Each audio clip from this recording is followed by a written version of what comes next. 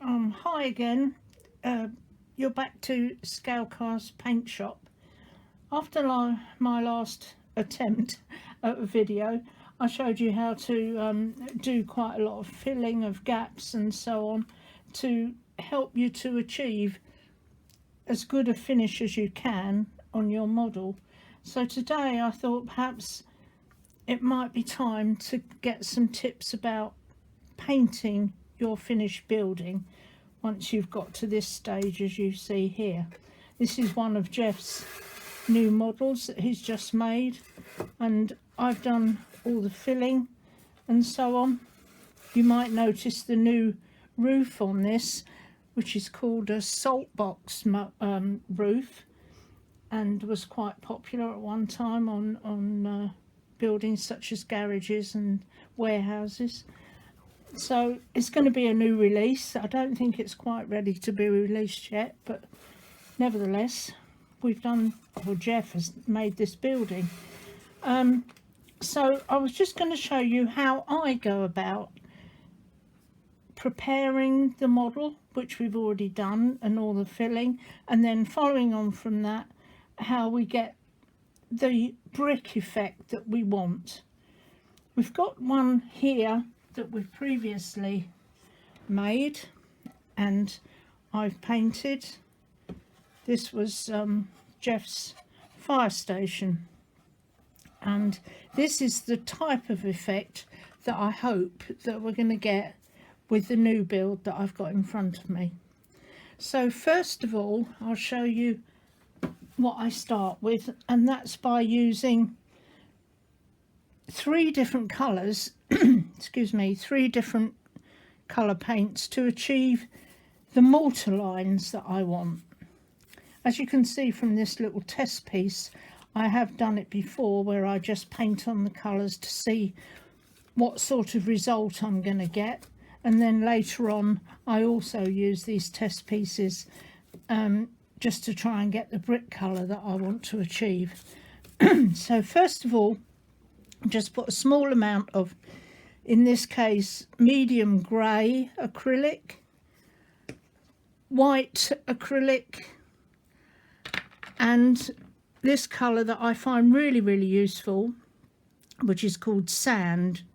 It's a very good colour for doing any sort of mortar or cement, and you can also use it to do highlighting of any fancy bits of brickwork that you want to impress on people. So I put my three blobs, if you like, of colour on my easel here, not easel, sorry, palette here, and I'm now mixing them into quite a creamy sort of consistency, and you want this to be fairly runny, because with acrylic it's very well covering, but if you don't make it fairly runny, you're going to find that you have a job afterwards putting your brick colour on, because it will just go fairly muddy. So if you make this quite runny, it's like a single cream mixture there now. Actually, we could have a little drop more water to that. That looks a bit better. For me, that will be okay, but obviously when you're doing your own painting, it's entirely up to you. Then with a very, well, in my case, quite large brush, just pick up some of the paint, a little bit of water, and just quite generously but quite quickly just paint over your model. It looks very messy, and you might think, oh my goodness, what sort of finish am I going to get with that? But I can assure you, with a bit of work, you will end up with something that I think you'll find quite pleasing. So I'll just get on and finish this, because you don't want to sit there and watch me just do a rough coat on this model. I'll just get on and finish this, and then I'll get back to you and we'll work on the next process. Thanks for watching. See you later. Bye. Right, welcome back. As you can see, I'm just getting to the end of of the painting of the mortar. If you look quite closely, I think you might be able to see that the mortar lines are taking up more paint than the top of the bricks, and this is what we want really, because I hate to think how long it would take you to try and draw in all these mortar lines if you were painting it by any other method. So as you can see, it's just quick, easy, and looks a bit slapdash at this point, but then I think with any sort of painting job, it always looks worse before it looks good at the end. So keep the faith and it'll be all right. Right, so that's finished that now, just all rough. And as you can see, especially on here, the mortar lines are definitely a lot darker than the top of the bricks, and that's what we want, so that when we put on the next coat, the mortar lines are still visible underneath. Right, so moving on then, we'll paint that bit last, and then that'll have a chance to dry. This here now, as you can see, is quite dry. So then we move on to the next process, which is making our brick colour on the top of this mortar line. Right, we're back again. Now the mortar has totally dried, we can move on to doing the brick look to the building. And for this, I use 3 of my colours again, which is the acrylic white, my favourite acrylic sand, and this is rather large, but it doesn't matter, it's still acrylic, and it's terracotta colour. I find that the terracotta on its own comes out rather too reddish for my liking, so I like to do a little mixture of those 3 colours and come out with a colour that I'm fairly happy with.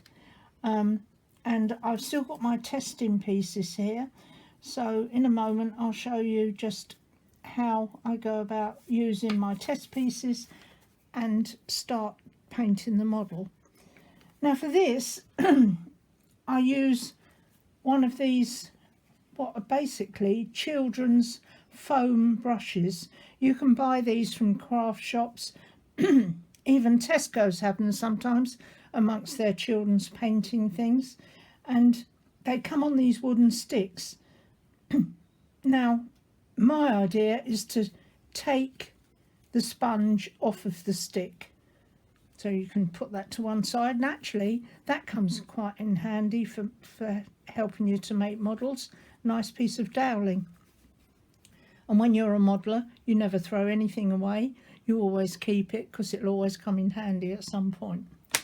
So here we are then. I've got my small piece of sponge, and to get this brick effect, you don't want your paint to be runny like the mortar, because what you want to do is put some of the brick colour onto your piece of sponge and be very sparing with it. And if you think there's too much on there, just get a piece of kitchen roll. I know it's a bit precious at the moment, but get a piece of kitchen roll and just dab some of the paint on there.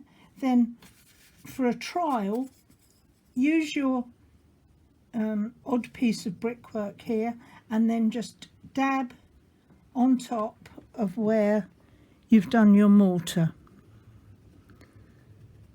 The idea is to use this paint quite thick so that it doesn't bleed into the mortar lines. Obviously you can't avoid it totally, but by having the paint a bit thicker and by using it quite sparingly, you can hopefully manage to have quite a good covering without bleeding into the mortar lines. You might think to yourself, oh, that isn't covered very well, but actually you can come back and go over it again. So it's always a question of, to start with, less is more. And then with a bit of practice, you'll get used to it. You'll get used to the effect that you're getting. And you'll find it easier to apply. So don't try and be quick with this part of the paint, because it's quite an important part of trying to achieve a really good finish. So just gently, it's almost like, for the ladies, like putting on your makeup really. You're just applying a little to get the best effect that you can, and all us ladies are all up for that. A good effect can hide a multitude of sins. So just take your time, work across your building, and don't scrub. If you start scrubbing, then you'll erase all the mortar lines that you've just put in. So be patient, especially you men. I know you're not always that patient. Be patient and just keep dabbing and moving around, and you should see a fairly good effect. I'll come back to you again after I've finished this, because I'm sure once again you don't really want to sit and watch me do all this. Perhaps I'll do a little bit more just to give you a better idea of how it's going to look. I think sometimes with this scale cast building, you feel a bit, oh, you can see all these lines where the bricks have gone together. But I honestly think that once you've done a painting job and done it to your best of your ability, when you look back on it, the realistic finish that you can get with a bit of work is so worth it. And you almost don't notice those join lines after a while. I think your eye sort of gets used to it, and the paint effects that you can add just all adds to the realism. No building is perfect. Everyone has dips and bits and bobs that have gone a little bit wrong, but what you have to remember is you've got to be proud of what you've made, because you've spent a lot of time and a lot of effort, and it's something unique to you. So even if other people don't like it, it doesn't really matter. It's your building going on your layout or diorama or whatever you want. And so be proud of it. Take your time and do your best job, and that's all that you need to do. So I'll come back to you when I've done a bit more of this, and then we'll move on to the next stage, because there's many stages that we go through to achieve a good finish. It takes time, but at the end of it, it's worth it. So I'll be back to you in a while. Bye. Okay, now all our brickwork paint has dried totally, we move on to the next stage of finishing off our model.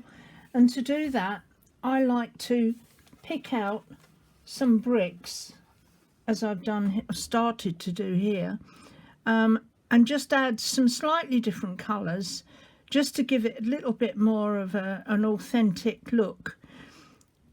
How I do this is, on my palette here, I've got just some small blobs of colour, and in this instance I use my good old favourite sand, some medium grey, I have here some raw umber, which is a dark brown, and then I have my white.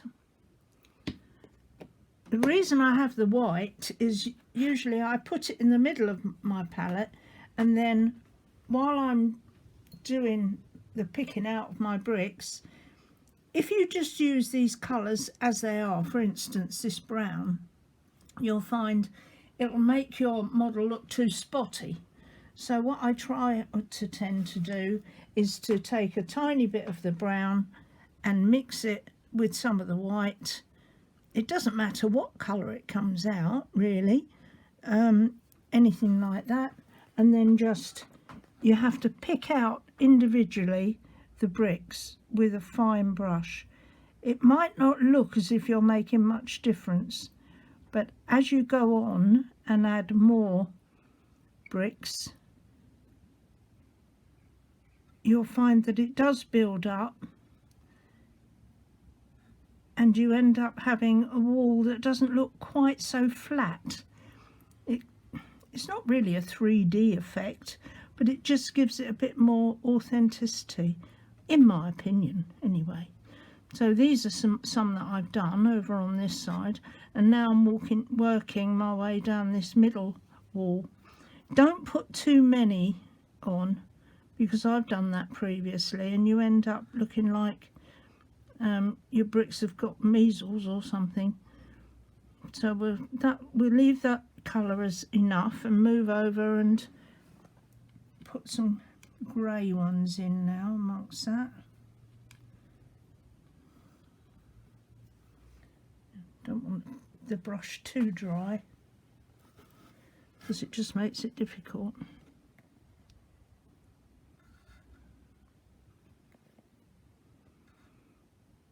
And this is very tedious, I know, but at the end it does pay off.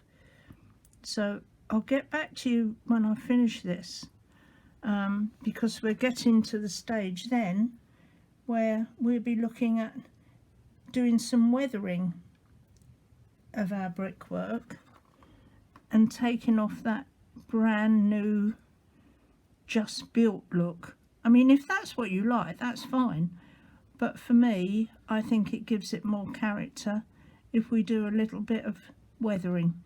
So I'll come back to you later and show you my model with my bricks picked out, and then we'll move on to doing some weathering. See you later.